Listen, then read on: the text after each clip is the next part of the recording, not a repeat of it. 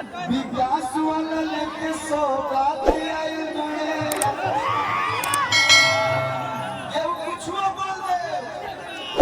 मिटावे भेद भाव जात पात आई बने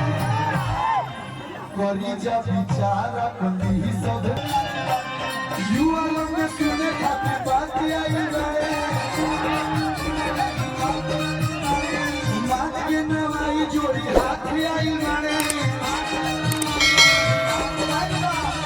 करी जा विचार अपनी सब प्यार मारे खातिर कौन भैया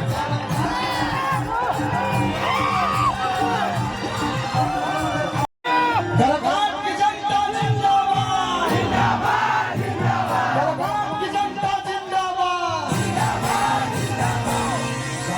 गाना गवाइए गाना दूसरे मन से गाना चालू हो गया ज्यादा हम ना बोलो 8 बजे तक है 1 मिनट रुक जाए ज्यादा हम ना बोलो जितने लोग मंच को उपस्थित है सबके प्रणाम करते हुए साफ सुथरा बात बता लो नगर के वोट दे हम सुनार नहीं करके करा के पवन भैया जिंदाबाद जिंदाबाद जिंदाबाद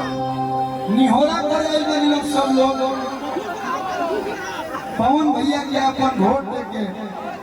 भारी से भारी मतों से विजय बनाए लोग अब बहुत लोग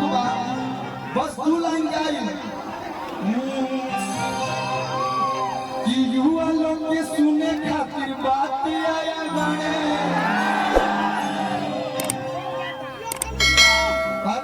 माथ के नवाई जोड़ी हाथ आई बने कि करी जा विचार अपनी सब प्यार भैया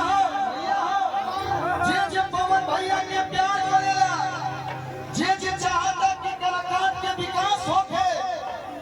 दोनों हाथ उठा के जे गमछी लगा ऊपर उठा के समर्थन में कहेगा कि लड़े खातिर पवन भैया का